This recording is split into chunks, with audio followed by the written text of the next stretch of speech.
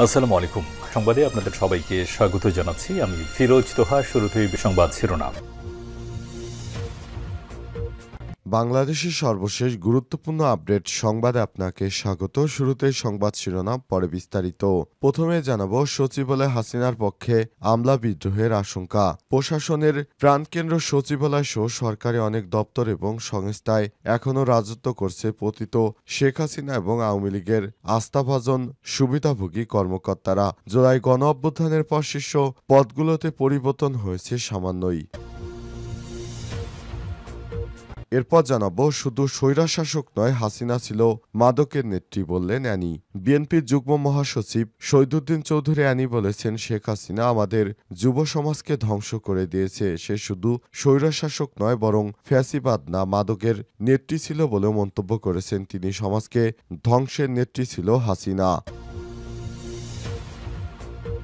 এদিকে সংস্কার, বিচার এবং জুলাই সনদের গুরুত্ব না দিয়ে নির্বাচনের ঘোষণাকে ষড়যন্ত্র বললেন নাসির উদ্দিন পাটোয়ারি। সংস্কার এবং বিচার কাজ শেষ না করে নির্বাচনের ঘোষণা কোনোভাবেই গ্রহণযোগ্য নয়। সরকার নতুন করে সব নির্বাচনের ঘোষণা দিয়ে আবার নতুন ষড়যন্ত্রের মধ্যে দেশকে ফেলে দিয়েছে বলে মন্তব্য করেছেন নাসির উদ্দিন পাটোয়ারি।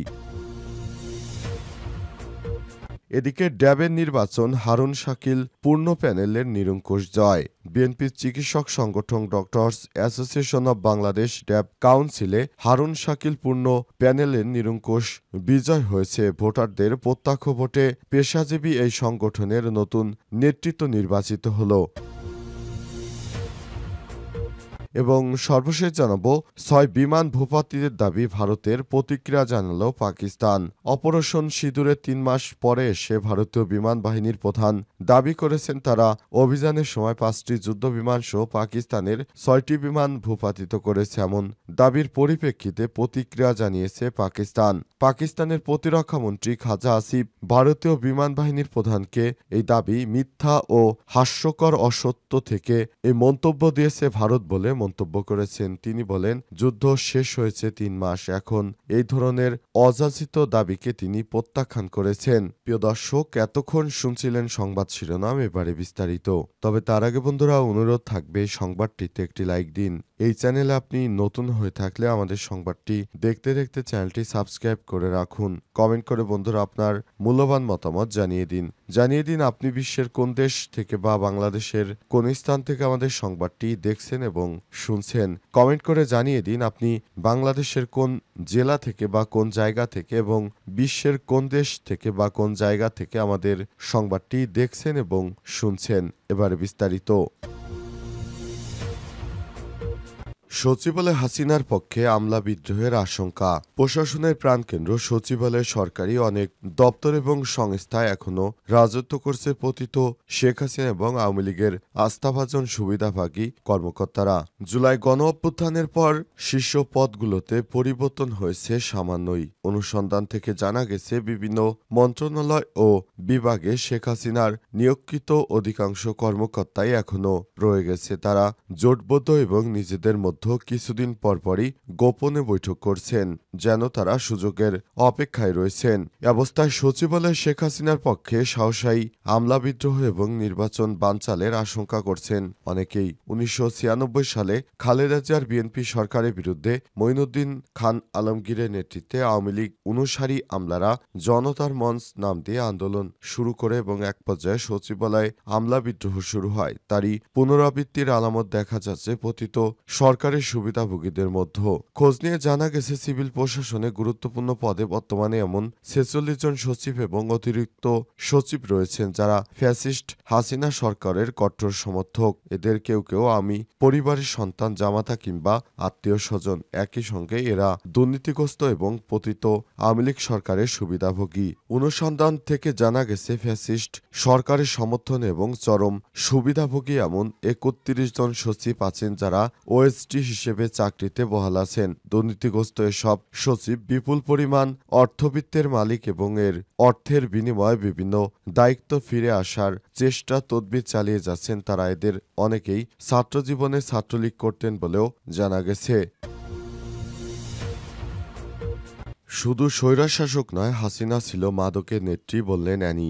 বিএনপির যুগ্ম মহাসচিব শহীদুদ্দিন চৌধুরী অ্যানি বলেছেন, শেখ হাসিনা আমাদের যুব সমাজকে ধ্বংস করে দিয়েছে। সে শুধু স্বৈরশাসক নয়, ফ্যাসিবাদ নয়, মাদকের নেত্রীও ছিল। সমাজকে ধ্বংস করেছে এই নেত্রী। আজ লক্ষ্মীপুরের রায়পুর উপজেলার চর মোহনা ইউনিয়নের ওয়ার্ড নির্বাচন পরিদর্শনে এসে প্রধান অতিথি হিসেবে এসব কথা বলেছেন তিনি। নির্বাচন কার্যক্রম উদ্বোধন করে বিএনপি চেয়ারপারসনের উপদেষ্টা আবুল খায়ের ভূঁইয়া বলেছেন, শহীদুদ্দিন চৌধুরী অ্যানি আরও বলেছেন, এখনও দেশ এবং দেশের বাইরে বসে ষড়যন্ত্র করে যাচ্ছে তারা। তাদের টাকার অভাব নেই, কোটি কোটি টাকা পাচার করে এখন বিদেশে বসে পাশের দেশের সহযোগিতায় বাংলাদেশকে নিশ্চিহ্ন করে দেওয়ার জন্য মাদক নিয়ে আমাদের যুব সমাজ ও ছাত্র সমাজ, তরুণ সমাজকে ধ্বংস করে দিচ্ছে। তিনি আরও বলেছেন, জিয়াউর রহমান এ দেশটাকে সার্ক গঠনের মধ্য দিয়ে গড়ে তুলেছেন। সার্ক গঠন করে বাংলাদেশের নেতৃত্বে আমাদের অবস্থান বিশ্বের সামনে তুলে ধরেছেন। বাংলাদেশের বড় অবলম্বন এটা। বিদেশে আমাদের বন্ধু আছে, প্রভু নেই। অ্যানি চৌধুরী আরও বলেন, এই মানুষকে কাজে লাগিয়ে ভবিষ্যতে তারেক রহমান কিভাবে বিদেশে আমাদের ভাবমূর্তি উজ্জ্বল করবেন সেজন্য তিনি নির্বাচনের আগে পরিকল্পনা করেছেন। 180 দিনের ভেতরে কিভাবে 1 থেকে 2 কোটি চাকরি দেওয়া যায়, কর্মসংস্থানের ব্যবস্থা করা যায়, সেসব বিষয়ে কাজ করছেন আমাদের নেতা তারেক রহমান।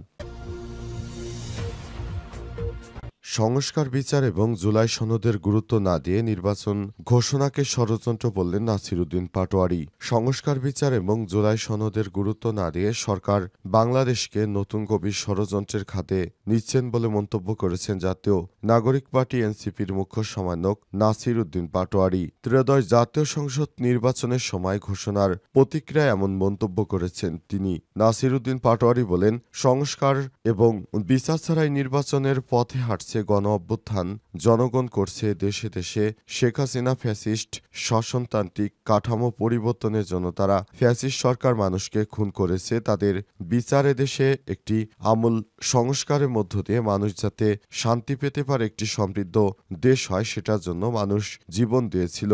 বাংলাদেশের মানুষ নির্বাচন চেয়েছে উল্লেখ করে তিনি বলেন, কিন্তু নির্বাচনের মধ্য দিয়ে যদি মৌলিক কাঠামোগত পরিবর্তন না আসে তাহলে শহীদদের সঙ্গে আমাদের বেইমানি করা হবে এবং দেশের 18 কোটি জনগণের সঙ্গে বেইমানি করা হবে। যেহেতু সরকার জনগণের ম্যান্ডেট নিয়ে ক্ষমতা আছে, বিচার সংস্কার যে জুলাই সনদ রয়েছে সেটির তারিখ এবং সেটি স্পেসিফিক কিভাবে প্রায়োগিক বাস্তবতা করা যায় সেগুলো মন্তব্য না দিয়ে নির্বাচনের ডেট ঘোষণা করা, এটা শুধু বাংলাদেশকে নতুন গভীর ষড়যন্ত্রের খাতে নিয়ে যাচ্ছে সরকার। 6 বিমান ভূপাতিতের দাবি ভারতের, প্রতিক্রিয়া জানালো পাকিস্তান। অপারেশন সিঁদুরে 3 মাস পর এসে ভারতীয় বিমান বাহিনীর প্রধান দাবি করেছেন তারা অভিযানের সময় 5টি যুদ্ধবিমান সহ পাকিস্তানের 6টি বিমান ভূপাতিত করেছে। এমন দাবির প্রেক্ষিতে প্রতিক্রিয়া জানিয়েছে পাকিস্তান। পাকিস্তানের প্রতিরক্ষামন্ত্রী খাজা মোহাম্মদ আসিফ ভারতীয় বিমান বাহিনীর দাবিকে মিথ্যা হিসেবে এবং হাস্যকর ও সত্য থেকে বহু দূরে বলে অভিহিত করেছেন। নিজের সরকারি টুইটার অ্যাকাউন্টে দেওয়া পোস্টে ভারতীয় সামরিক নেতৃত্বর সমালোচনা করে আসিফ বলেছেন, 3 মাস আগে সংঘর্ষ শেষ হওয়ার পর হঠাৎ এমন দাবি যেমন অবিশ্বাস্য তেমনি অসময়ের। পাকিস্তানের একটি বিমানও ভূপাতিত হয়নি বা ধ্বংস হয়নি, বরং পাকিস্তান রাফায়েল সহ 6টি ভারতীয় যুদ্ধ বিমান ভূপাতিত করেছে বলেও জানান তিনি। S-400 বিমান প্রতিরক্ষা ব্যবস্থা এবং মানববিহীন বিমান ধ্বংস করেছে এবং অকেজো করেছে কয়েকটি ভারতীয় বিমান ঘাঁটি। চ্যালেঞ্জ ছুড়ে দিয়ে তিনি আরও বলেছেন, উভয় দেশের যুদ্ধ বিমানের তালিকা স্বাধীনভাবে যাচাইয়ের সুযোগ দেওয়া হোক, এতে প্রকৃত সত্য পাওয়া যাবে। অপারেশনের সময় আন্তর্জাতিক গণমাধ্যমকে নিয়মিত ব্রিফিং দিচ্ছে পাকিস্তান। এছাড়াও আন্তর্জাতিকভাবে ভারতীয় ক্ষতির বিষয়টি স্বীকার করা হয়েছে। মিথ্যার মাধ্যমে যুদ্ধ জয় করা যায় না উল্লেখ করে খাজা আসিফ আরও বলেছেন, নৈতিক কর্তৃত্ব, জাতীয় সংকল্প এবং পেশাদার দক্ষতার মাধ্যমে কেবল জয় সম্ভব।